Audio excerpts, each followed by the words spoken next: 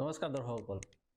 মুখ্যমন্ত্ৰী হিমন্ত বিশ্ব শৰ্মা ডাঙৰীয়াই আজি অৱশেষত ক্ৰছ কাৰেণ্টৰ নাম লৈ ক'ব লগা হ'ল যে আমি ক্ৰছ কাৰেণ্টক নিয়ন্ত্ৰণ নকৰোঁ।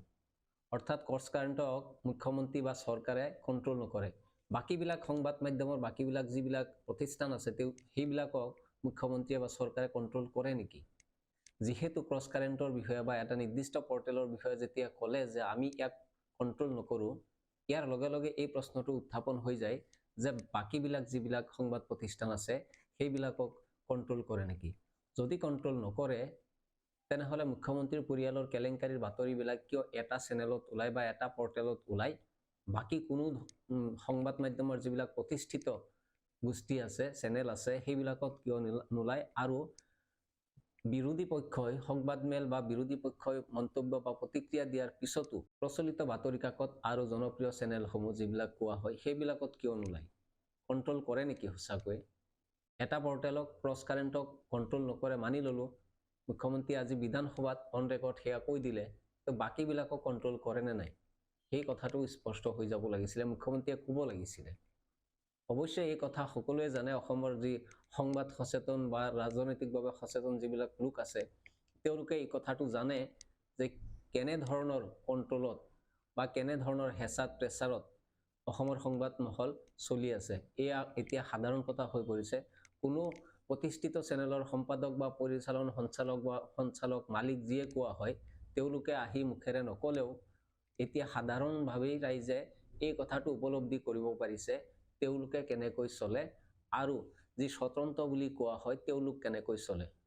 এই কণ্ট্ৰল কৰাৰ কথাটোৰ পৰা বহু কথাই আজি মুখ্যমন্ত্ৰী ডাঙৰীয়াই বুজাই দিলে। নিউজ নোহোৱা হৈ গ'ল, সেইটোতো মই কণ্ট্ৰল নকৰোঁ।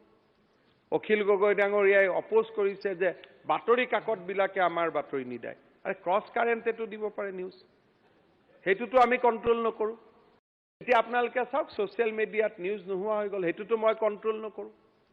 অখিল গগৈ ডাঙৰীয়াই অপ'জ কৰিছে যে বাতৰি কাকতবিলাকে আমাৰ বাতৰি নিদায়। আৰে ক্ৰছ ইয়াৰ উপৰিও আজি অধিৱেশনৰ সময়খিনিত বহু কেইবাটাও কথা মুখ্যমন্ত্ৰী ডাঙৰীয়াই প্ৰকাশ কৰিলে। মুখ্যমন্ত্ৰী ডাঙৰীয়াই আজমলক কি কৰিলে? মিয়াৰ বা মুছলমানৰ অভিভাৱক আখ্যা দিব ক'লে। এক প্ৰকাৰ অভিভাৱক আখ্যা দিলে। মুখ্যমন্ত্ৰী ডাঙৰীয়াই কৈছে যে আজমলে যদি কৈ দিয়ে যে মুছলমানৰ দুটাতকৈ অধিক সন্তান হ'ব নোৱাৰিব, তেনেহ'লে পিছদিনাৰ পৰাই মিয়া বা মুছলমানসকলক তেওঁলোকে অসমীয়া বুলি ক'বলৈ আৰম্ভ কৰি দিব। সিদিনাখন আজমল চাহাবে হুইপ দি দিব যে চব ঘৰত দুটা বাচ্চা হ'ব লাগে, সিদিনাখনে মই কৈ দিম এইবোৰ চব অসমীয়া। আমি আজমল চাহাবক কালিয়ে কথা কৈ দিম, এইটো কৈ দিব। আজি আপোনালোকৰ ধুবুৰীত ৰিজাল্ট কি হয় মই নাজানো, মইতো তাত নাই। এয়া কেনেধৰণৰ কথা মুখ্যমন্ত্ৰী ডাঙৰীয়া? এখন ৰাজ্যৰ অভিভাৱক আপুনি, এখন ৰাজ্যৰ গাৰ্জেন আপুনি, কিন্তু আপুনি আজমলক এগৰাকী ৰাজনৈতিক নেতাক আপুনি এটা জনগোষ্ঠী বা এটা সম্প্ৰদায়ৰ আপুনি মালিক কৰি দিব বিচাৰিছে। অসমৰ মুছলমানসকল আজমলৰ গোলাম নেকি? অসমৰ মুছলমানসকলে আপোনাক এই অধিকাৰ দিয়া নাই যে আপুনি যাকে তাকে অসমৰ মুছলমানৰ মালিক সজাই দিব বা তেওঁলোকৰ অভিভাৱক সজাই দিব। আজমল কোন? আজমল সেইগৰাকী ব্যক্তি যিয়ে সাম্প্ৰদায়িক ৰাজনীতিৰে অসমখন ভাগ ভাগ কৰিছে, যিয়ে সাম্প্ৰদায়িক ৰাজনীতিৰে আপোনালোকৰ নিচিনা বিজেপি দলক আজমলে সহায় কৰিছে। ইয়াৰ বাদে আজমলৰ যি পৰিচয় আছে সেয়া ব্যক্তিগত পৰিচয়, ৰাজনৈতিকভাৱে আজমলৰ পৰিচয় একমাত্ৰ সাম্প্ৰদায়িক ব্যক্তি, সাম্প্ৰদায়িক উত্তেজনা আৰু ঘৃণা বিয়পোৱা এজন ব্যক্তি, ইয়াৰ বাদে একো নহয়। সেইবাবেই হয়তো আপুনি আজমলক আপোনাৰ বন্ধু হিচাপে ভাবি আজমলে যি কয় আপুনি সেয়ে মানি লওঁ বুলি ক'ব বিচাৰিছে। কিন্তু আজমলক অসমৰ মুছলমানসকলে, অসমৰ মিয়া মুছলমান বা যিয়ে কোৱা হয়, মুছলমানসকলে আজমলক নিজৰ মালিক বা নিজৰ অভিভাৱক বুলি কেতিয়াও দাবী নকৰে বা কেতিয়াও নাভাবে। আপুনি যিমানেই ইচ্ছা কৰে, আপুনি যিমানেই প্ৰয়াস কৰে যে আজমলক মুছলমানৰ, অসমৰ মুছলমানৰ প্ৰতিনিধি সজাব, গোটেই মুছলমানসকলৰ প্ৰতিনিধি সজাব বা অভিভাৱক সজাব, সেয়া হ'ব নোৱাৰে।